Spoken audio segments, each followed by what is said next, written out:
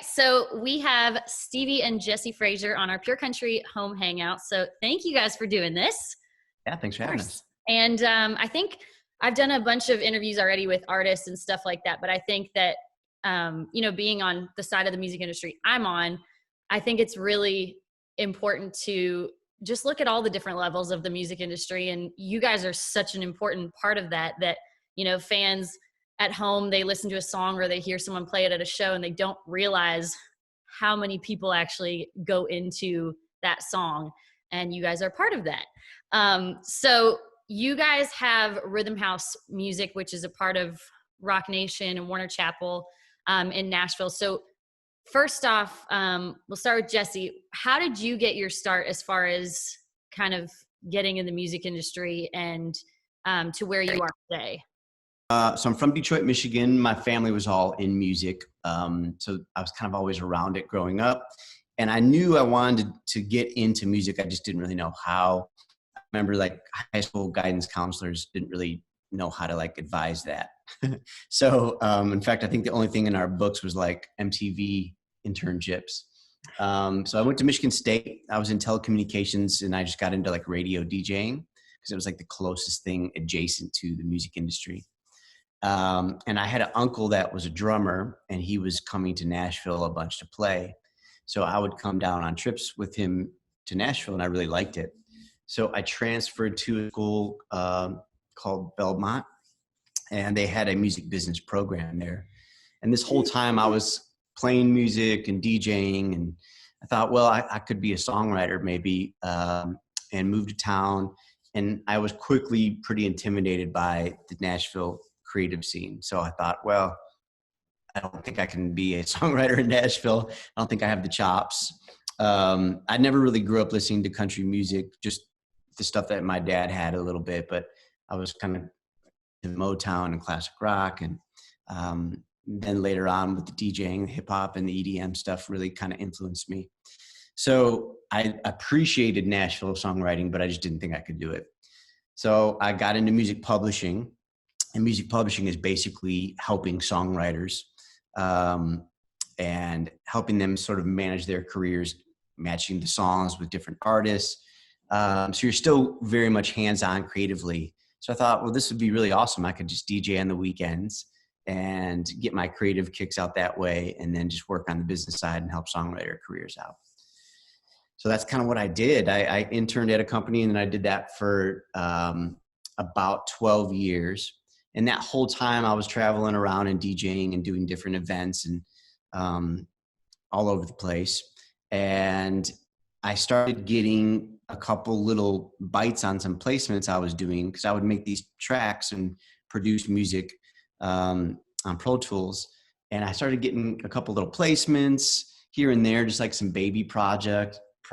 And guys like Toby Mac in the Christian world were really interested in pop-minded people. So he started showing some interest in my work. And then some people moved to town, like Shay Mooney was actually signed to T-Pain before he was in Dan and Shay. He had an R&B deal.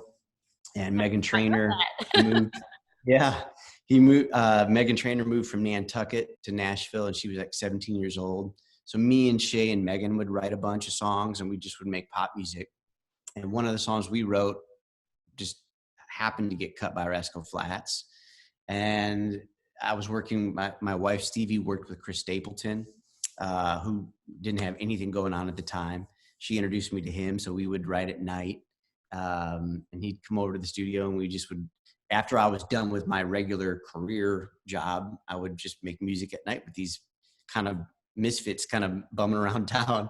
And it just kind of started to happen that I was slowly becoming a songwriter just kind of on accident. And then I went out and DJ'd with Florida Georgia Line and asked them if I could write with them.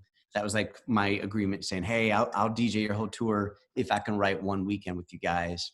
And we ended up writing Sundays while we were out there, which went on to be my first #1. So everything kind of just started to shift in town where the creators and the artists started to be sort of like-minded to myself, where they grew up on different styles of music. The town sound change sonically. Mhm. So basically, 12 years after moving here, I became a songwriter again. And I left that company after 15 years, and we started Rhythm House Music with Rock Nation. So Stevie's the VP there. And You guys so are it's a power basically a team. family company. Yeah, it's been amazing. We have, That was an accident too. yeah. Song Right. pluggers, which Stevie is what you do, is such an interesting job to me. I'm like, I always wonder how long it takes you when you listen to a song that's a demo and it's very raw and you go, hey, this is perfect for this person. Do you have to listen to songs a lot before you go, I'm going to pitch this?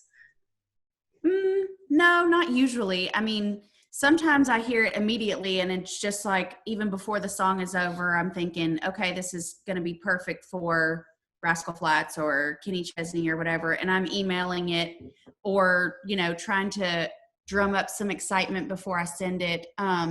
When we were actually here and Jesse and Carrie Barlow, another one of our writers, and his fiance, Hillary Lindsay, and Ashley Gorley and our friend Steph Jones, we were having like a beach retreat here in Florida, and they were writing a song called Over Drinking.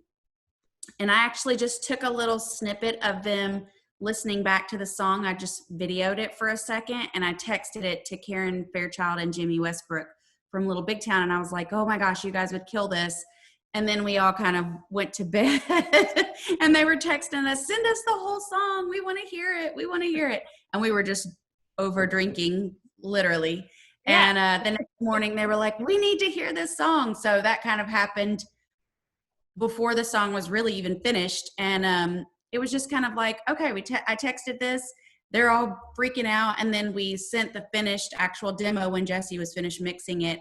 And that's their single now that they have out on the radio. So it was just, sometimes it's fast like that. Sometimes I hear a song and I'm like, okay, this is not like my personal style of music, but I hear the artist that it would be perfect for. And then it just depends on too, when those people are going to go into the studio and actually record an album. Sometimes their A&R at a record label or their producer isn't looking for a song for them, but you just kind of have to put that in the pile of like, okay, this will be great when, Michael Ray goes back in, that's perfect for him. Or sometimes you have a song that could go to a few different places, lean more on a countryer side, like a Luke Bryan song or a Blake Shelton song versus, a poppier song like Keith Urban or something like that. But it depends on a lot of times the recording schedule. And then sometimes you just shoot it out no matter what, because you're just like, okay, let's get this in someone's mind so that later when they say, oh, I love this, remind me of this again when we're looking for so-and-so, then you could go, hey, remember that song you love? And they're like, oh yeah, okay, yeah, I like this. Having any song as a songwriter, getting any of your songs as a single is massive. And Jesse, the fact that you've had 12 number one singles and so many just singles in general that have charted is mind-boggling. I mean, I was talking to Steven about that yesterday. I was looking through your list of songs and I was like, if those are all your number ones, I would love to just look at like your B or C catalog. Become a singer and sing those. Yeah. It's been amazing. We always kind of feel like it's just a miracle to get a cut, let alone get a single, and let alone have a single succeed.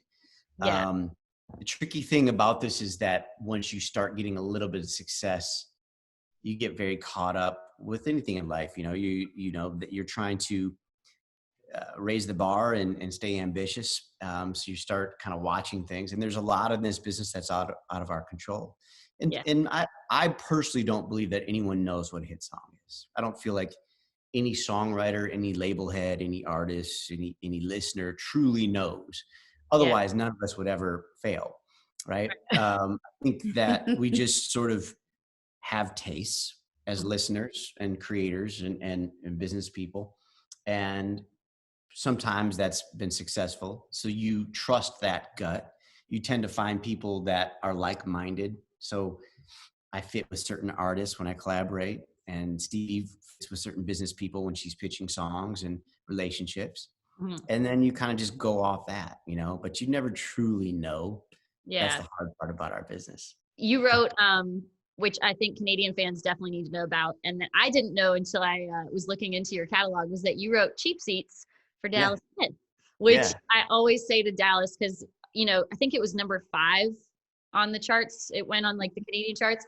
And I always bug him because, he's had a bunch of number ones. And I don't know if you've ever seen Dallas play a live show, but when he plays Cheap Seats, it's like the whole place goes insane. It's kind of one of those songs that I'm like, how did it not go number 1? So that's the one that, you look at and you're like, I'm kind of confused by how that one didn't hit the top. But it, maybe if it was released now, it would. Right. No. It's sometimes there's songs that connect to listeners and they grow live. We work with Thomas Rhett, and he's got several in his show. That he's got one called Vacation that I produced for him that I think died in the 30s, but it's probably one of the most energetic songs in his entire set.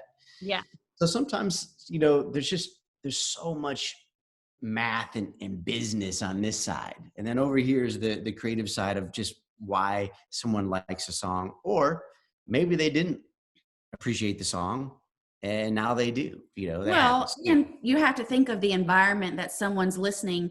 If they're on their way to work and they're kind of just like listening to the morning show, or on their way home and they're kind of like exhausted by the day, you might not be in the mood to be like, hey, let's party like we're on vacation. But at a concert where you're drinking and you've been maybe tailgating or pre-gaming with your friends, that's all you want to do is party like you're on vacation. So it just translates from a live show like so much differently than if you're just like here in the drive at 5 or whatever. Right. Yeah, you're like, I don't want to listen to vacation tunes. There's a sweet spot of something that is like Sundays or whatever. It was the perfect mix of the rhythm of like, oh, I hear this in the car while I'm driving, and it's like, hand out the window. I hear it at the show and we're partying, and then it's just something you dance around to in the kitchen. So, and you never know which songs are going to be that. Yep, it's so true. And I think, for you, you've written number ones for, FGL, Old Dominion, Lauren Elena, Chris Lane, Kane Brown, John Party, obviously Thomas Rhett, 5 of them. So that is a recipe that obviously really works well. But you look at those artists and they're all so different as far as being, like John Party, really, really country back in like the older FGL days. And then, you look to the poppier side of it too. So for you, Jesse, like when you go into a songwriting room, do you just does the artist direct you as far as what they want to write? And you're like, hey, I'm here to write whatever it is you want. How does that work? Because I always find, artists have in their head, this is the way we got to go. Are you ever having to go, maybe let's go this direction a little more? The great artists are like quarterbacks, right? So they have, if you have an artist that is too manipulated by creators in the room and doesn't have a strong enough voice, that tends to be a warning sign. That doesn't mean it doesn't change in their career, but that tends to be someone that I'm like, they need to speak up a little bit. They need to have a voice. You need a little bit of a fight, an opinion. There has to be something in that person's mind, even if they don't know how to explain it. They need to be able to go, this is what makes me different from Sam Hunt and Thomas Rhett, or this makes me different from Kelsey and Gabby, and if they're not really able to speak up and lead that writing room on that journey, it's our job to help them say what they want to say. Right. It's not our job to write songs for them. That's when I think it gets a little dangerous. That's when you can start to just see from afar, to me, the superstar artists have a point of view, and often that's sonically and it's lyrically. And a lot of time they tell you ahead of time, like, I'm looking for this feel. So he can start a track or get a vibe ready so that when they do go in the room, he's like, here's what I thought would sound like what you asked me for. Sure. And they're like, yes. And then they go on it, or they're like, ooh, that's so close, but what if we did it like this? And then he can kind of manipulate it in the room to be like whatever they're looking for. And then sometimes you find a sound that they didn't know they were really wanting. Yeah. A lot of times you stumble on things because none of us really know, You know, I mean, there's a lot of accidents that there's been even songs recently that we've walked out kind of going, that's probably a little bit left or out there for them. And then it gets reaction, you know, there are all kinds of situations. So some people do a song like that where we walked out going, that's pretty, it's like a ballad, super slow. And you wrote it with two artists, Thomas and Matt Ramsey from Old Dominion and Shane McAnally. And so you're like, whose song is this? I remember talking to Thomas about it when he came to Toronto. I was like, how does that work? If you guys are both like, man, this is such a great song, I love it. Do you like arm wrestle over it or? Kind of. Yeah. Politely. Yeah. politely arm wrestle. Yeah. But I think that's the thing about Thomas that I think is like why he's been so successful is, you know, when you said earlier, they have to know what they want to say and who they are. You know, he knows the stories that he wants to tell because he's, you know, he wants to be honest. He wants to let people into who he is as actually a human being and a dad and a husband. And so I think that's cool that you not only get to help a songwriter and an artist tell a story, but their personal life story, which is amazing. Sure. Absolutely. Yeah. I think he's a perfect example where I remember going into like songs like Life Changes, where he was like, this feels like a little too much of me. Like exactly my story. Not universal. And, you know, time and time again, whenever we've been in doubt, it seems like he gets validated the more he's vulnerable, the more he kind of shows that side. I think also country music was kind of going through a phase when the guys in the genre were not being vulnerable at all. And some of them not even really realistic. And some of the songs are great and fun through a lot of an era, but it was like not cool for guys to like be vulnerable and talk about their real life. So I think different things kind of stand out, and that part of his brand really seems to be a huge aspect of him, you know? Yeah. And I think he and Lauren, I mean, whether she wanted it to kind of happen at the beginning or not, but I think the two of them, I mean, there's a lot of really awesome country couples, but I feel like when they started doing it, it was like, hey, here's our real love story. And we are real human beings with real ups and downs. And I think that has taken country music in such a cool direction that it's making other people be okay with telling their honest story, which in my opinion is making country music way more interesting to listen to, because I feel like I'm getting to know an artist when I listen to their stuff, which is really cool. Yeah, totally. Absolutely. Yeah. Is there an artist, because I mean, I don't know if there is even a possibility of this, but that you haven't worked with that you would really like to? Because I feel like you've worked with a lot of people, but is there still someone on that list that you're like, I need to write a song with them? Sure. One thing that's a little bit disappointing, when I'm called a producer writer. So that basically means that we write a song and I produce the record up to it. One of the things you said earlier is the thing I'm most proud of is the diversity of cuts. Right. You know, I don't really want to have a sound. I want to be able to jump from a song like Over Drinking or Hole in the Bottle and then jump to Thomas Rhett, Unforgettable. I want it to be all over the place. Dirt on my boots. Yeah. I like that one was the one I was like, dang, that is so cool. Yeah. There's a lot in the catalog like that too. I write a lot of really, really country stuff, and I write a lot of really, really pop stuff. Problem is, I think sometimes as a producer writer, there's a connotation that we are more pop leaning. But in fact, I love writing with Casey Musgraves. I love writing with Brandy Clark. I love writing with all kinds of different people.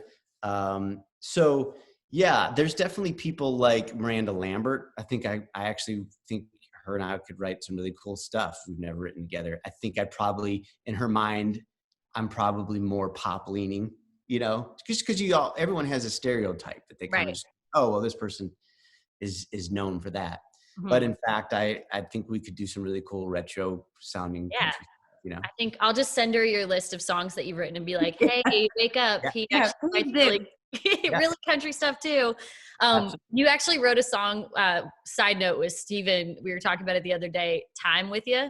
I sing that song around the house. I was singing that song yesterday. I love that song. I'm obsessed with it. Every time I bug him about it, he's like, yeah, but like Shannon, that's not one that's going to make it on the radio. I was like, why not? I'm I like, love that song. That's I'm cool. thinking of like the Green Mile or something. Yeah. I'm like, Yes, that's what I'm thinking too. yeah, That was I the love kind of that Motown influences in I'm going to soul. keep harassing him about it. I Yeah. love that song. So when you guys, like, when you work together, do you find you have to shut off husband, wife's, you know, is it all business with you two? Or do you think, because I think that's, I mean, not only impressive, the business you guys have built, the clientele, the team, all of that, but the fact that you are husband and wife, and I'm sure there's like times when you're like, hold on a minute, but you know, is it tough or easier because you are so well connected to work together? Both. It took a long time to sort of figure out how to communicate, because when you come home and you're, let's say you're in your kitchen having a glass of wine after a day of work, you're venting, you know, when she's venting or I'm venting, it's our office place, or she's venting about me or this, that, the other. This guy, Jesse, today. Yeah, exactly. Oh my God, my songwriter. And my first reaction would be to like, oh, well, let me fix this situation. And she's like, no, stop. I'm just telling you about it, and learning how to communicate. And it's hard. This is a lifestyle more than it is a job. You know, we have 5 family members at Rhythm House that are texting us at all hours. There's not like a 9 to 5. So that's taxing. And what you touched on earlier, what Stevie does is often thankless, you know, that not that the writers don't appreciate her and are loving to her, but at the same time, people don't, you don't put these people on stage and go, hey, look, this is the behind the scenes people that actually got that song placed. Yeah. Or the bridge between letting someone be completely creative and the real world is Stevie. You know, because you don't want someone like Steven or myself or a Shane McAnally to always be doing business. Right. You know, there's got to be some time where they go into a room and they come up with something out of nothing. And without the business people kind of going, hey, do that, we'll protect you from the business, the real world. You know? Yeah. All the no's. Yeah. Every time you hear no, I'm not gonna tell him that because it would affect him going into the room and trying to be creative. So I'm just gonna be like, okay, what if we did this? Or, oh, you know what? I really need a song like this for what I'm getting back from, you know, the business side of things, but also working together as husband and wife and our writers. It's nice that we both have a say in who we sign. Right. So even if it's not our style of music, it's someone that we love in whatever they do best. So we've both been able to go, do you like this enough? I love this. Yes, I love it.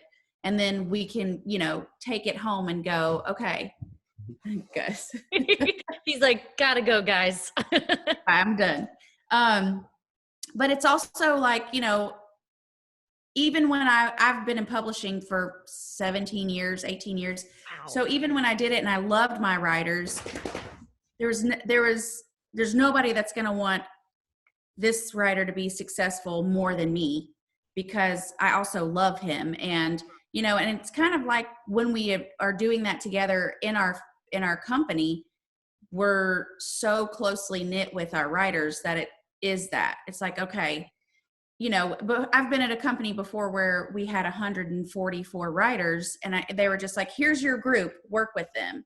And, you know, I loved my job, but it was also very difficult. You might have someone that someone else thought was really difficult and they get passed down to you or whatever. But, you know, in our little Rhythm House family, it's like, okay, we did this. So we chose this writer, we chose this situation. And so as a business person, I want my company and my writers to be successful, but also as a wife.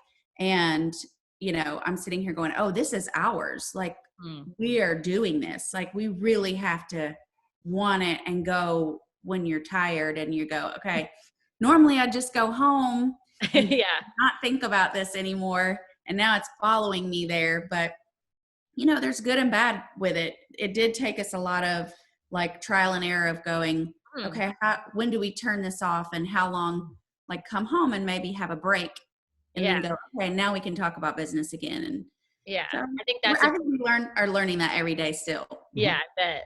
And I think the thing that I'm trying to, you know, show people is that I don't think people really look at the music industry as more than an artist and a guitar and a record. And I think that, you know, you look at like family run businesses, and like you said, that's what Rhythm House literally is. You know, you guys are starting off with a little tiny seed and watching it grow and, you know, fixing it and tweaking it and then seeing it grow up and like go off to college and do really well. It's like people don't look at that side of it. And so I think my hope is that we can encourage fans to like dive into music a little bit more and, you know, I love paying attention to songwriting and, you know, looking at the song and going, hey, who wrote that? Cause then I want to look at other songs they've written and Right. see where they're going. So Yeah.